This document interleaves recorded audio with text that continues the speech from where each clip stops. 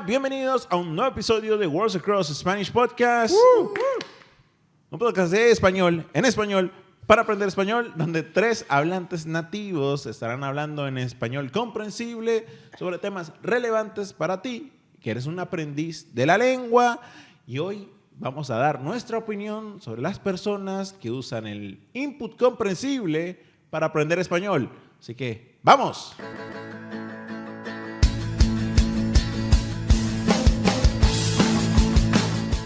Y bueno, y como siempre usando nuestro nuevo estudio, está a mi derecha mi compañero, amigo y cofundador de Worlds Across, Osmel Helves. ¿Cómo estás? Bien, contento de este nuevo episodio. Creo que va a estar súper interesante. ¿Tú ya estás usando input comprensible con Benja o está muy chiquito? Un poco, sí uso Muy un bien. poco. Le leo cuentos en inglés. Desde chiquito, para Sí. que esté listo. Hoy, reemplazando a nuestra querida Vicky, que está con el pequeño Santi, está nuestro compañero, amigo y productor de Worlds Across, además de Social Media Manager, Franco Espada. ¿Cómo estás, Franco? Está silencioso. Bien, me gusta. en Silent silent period. Me gusta. Un clásico del input comprensible. Bueno, es un tema súper interesante. Probablemente incluso nos tocará hacer 2, 3 episodios, pero vamos a comenzar con este. Y empecemos explicándolo a la gente qué es el input comprensible, de qué va esto, está muy de moda, lo he escuchado por allí. ¿Qué es?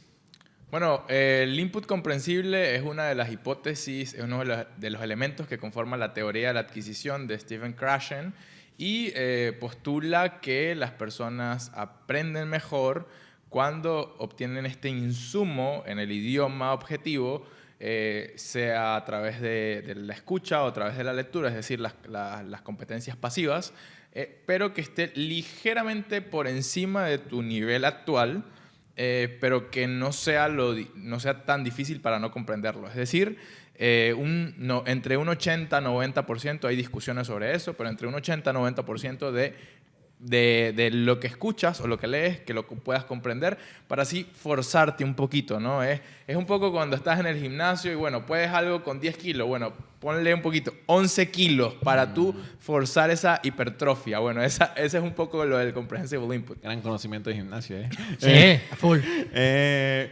Convengamos primero que incluso este podcast es input comprensible para nuestros estudiantes. Así ¿no? es. Eso en Sí. primer lugar, ¿no? Ahora, ¿por qué esto es relevante? ¿Por qué estamos hablando de esto? Hablemos un poquito de eso, ¿no? Porque creo que es como un elefante en la habitación. Sí, yo te voy a contestar, aunque todavía no tenga mis 2000 horas de input como para empezar a hablar, pero creo que es relevante para nosotros y para los que nos están escuchando o viendo en este momento por 2 motivos. Primero y principal, creo que es un método que ha ganado mucha popularidad en los últimos años, muchísima. Sí. Creo que cada vez más y más estudiantes, aprendices de la lengua, adquieren este método y por buena razón, que la vamos a estar discutiendo ahora. Y por el otro motivo que creo que es muy importante, es que acá en Worlds Across la comunidad de gente, de estudiantes que vienen desde este método ha crecido brutalmente también, ¿no? Digamos, vienen de usar solo input comprensible para aprender. Hey, de una vez lo voy a decir porque yo he grabado muchas stories con estudiantes que han usado este método para iniciar su camino hasta aproximadamente 700 o 1000 horas y después hablaremos de eso.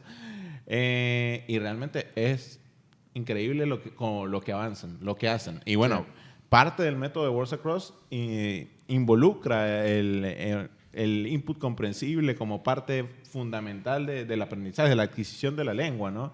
Lo promovemos 1000%, ¿no? Sí. Algo que me resulta muy interesante es, bueno, las razones por las cuales el input comprensible se ha vuelto tan tendencia, ¿no? Se ha masificado. Y creo que vale la pena hablar un poco de eso también, ¿no? De por qué ahora es tan popular. Bueno, es por el fenómeno YouTube, de que encuentras mucho contenido. Es porque las personas, nuestra generación es las generaciones son cada vez más como que tímidas a veces como para enfrentar, ¿no? Y hablar y ponerte a hablar con un nativo. También porque, no sé, pasaron de moda los viajes de inmersión, como que, bueno, hay muchas compañías que vendían viajes de pasa un semestre en Inglaterra, en Nueva York o algo así, no sé. Quebraron esas empresas y ahora todo el mundo está con esto. Qué gran punto. Y ojo que... Ajá.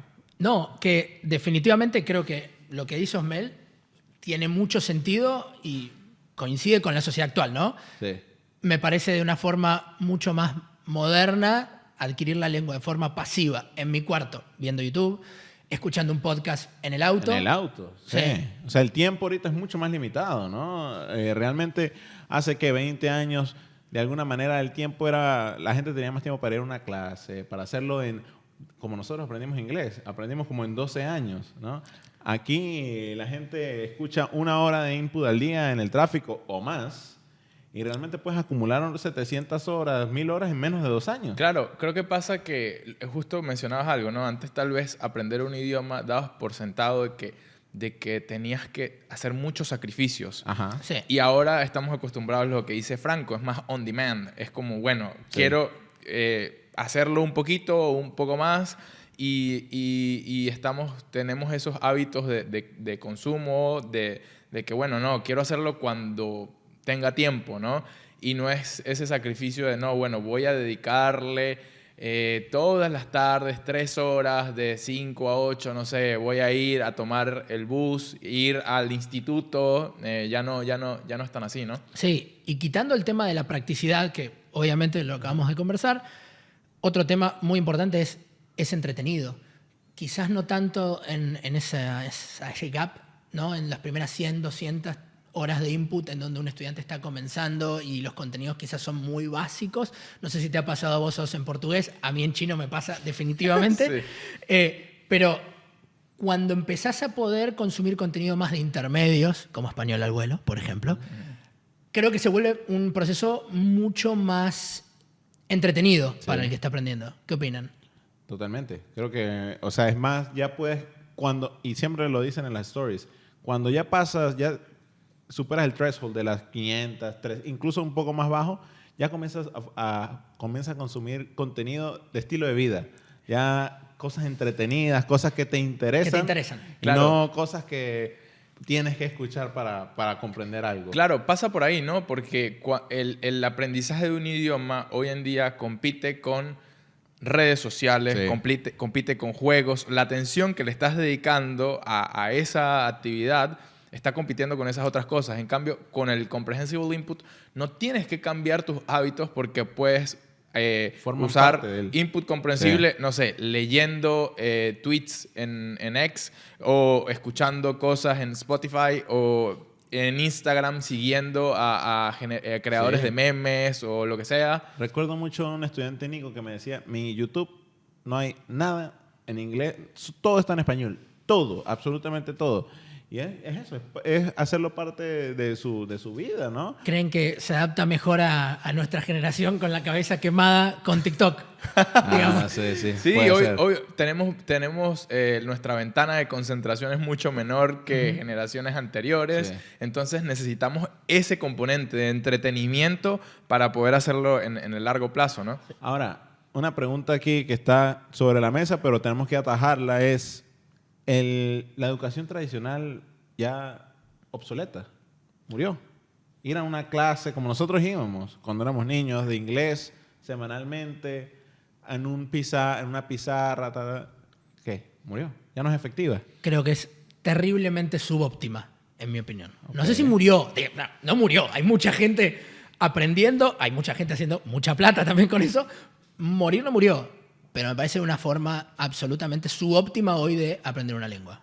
Yo creo que, si bien no es óptima, si bien creo que ahí tiene muchos puntos de mejora, creo que es algo más actitudinal Ajá. lo que hace que haya más rechazo a la educación tradicional. Es como sentirte en la posición vulnerable de que alguien te tiene que explicar, que alguien Sí. te tiene que corregir. Y, a ver, no quiero, pero somos como que más sensibles a las críticas ahora. Sí. Y mucha gente que decide solo aprender con Comprehensible Input es porque quiere aislarse y decir, bueno, nadie me va a decir lo que tengo que hacer. Un poco a veces resulta... hay una resistencia, ¿no?, a seguir una estructura y no estoy diciendo que la educación tradicional no tiene cosas muy, muy malas que no funcionan.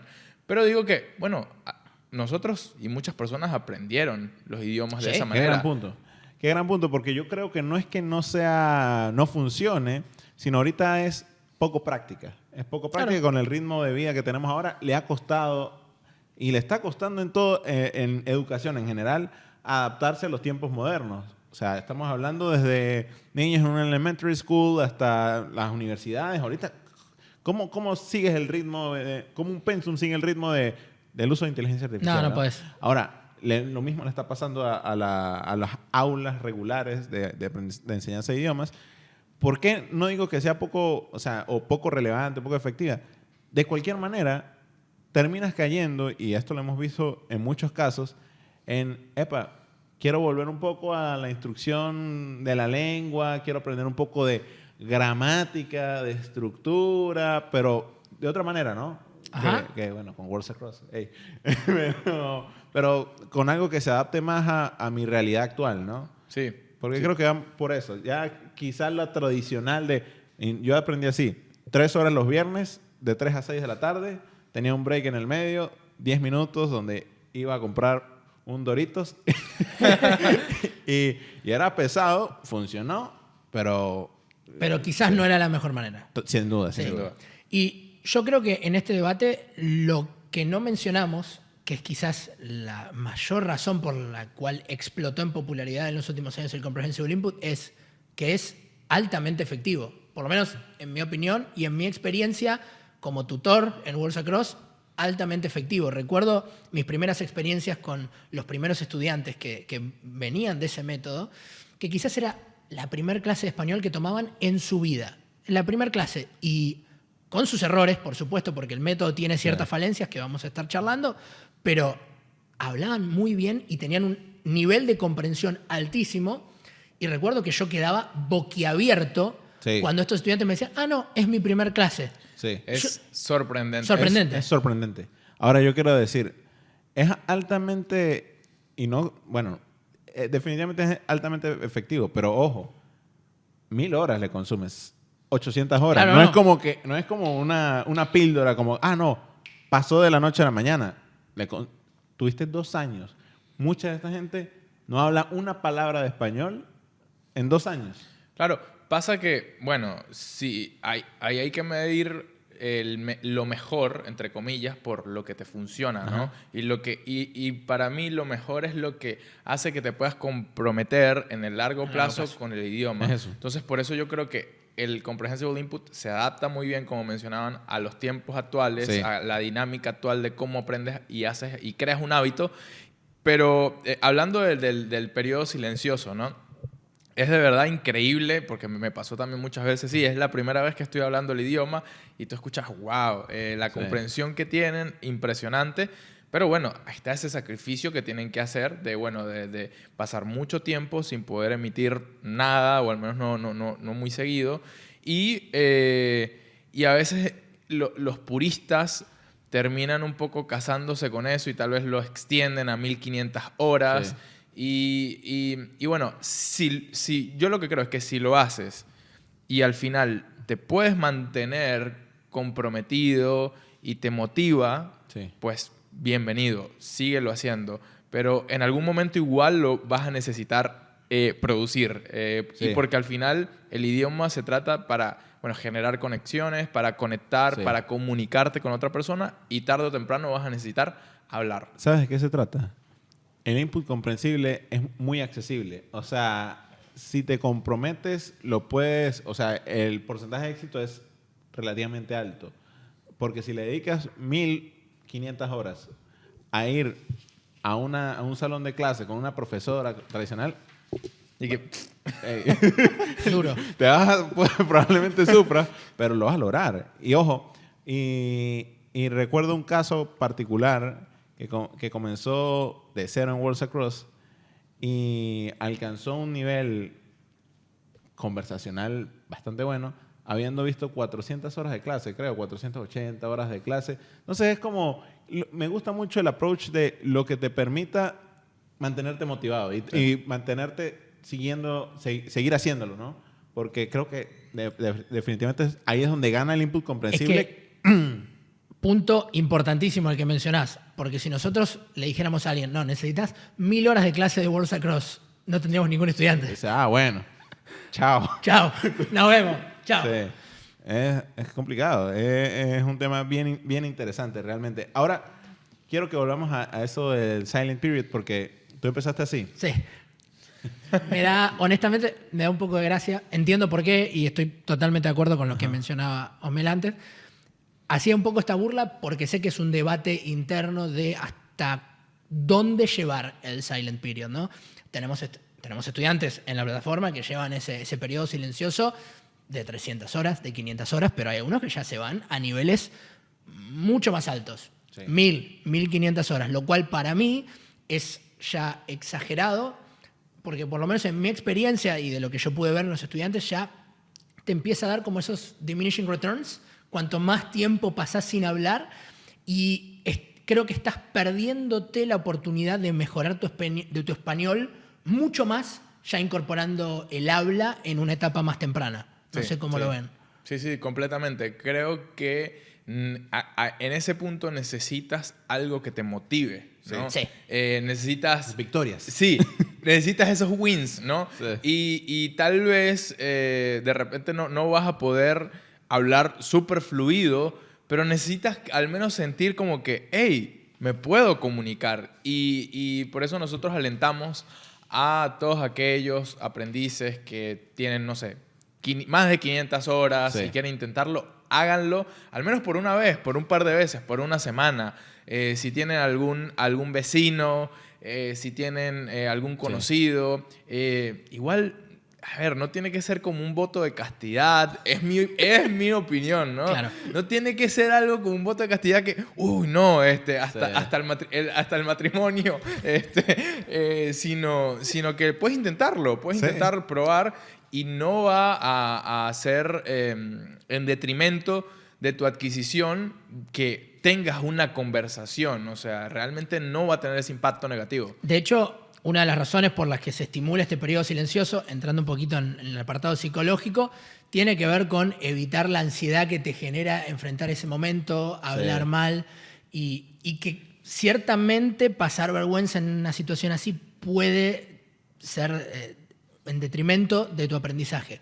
Pero lo que decías, las victorias. Vos, fuiste a Brasil. ¿Hablaste portugués en Brasil? Sí. ¿No fue una gran victoria? ¿No reforzó tu aprendizaje el poder haber pedido una caipirinha en Copacabana? Espectacular, sí. Exacto. O sea, yo creo que de eso se trata todo. Realmente pequeñas victorias.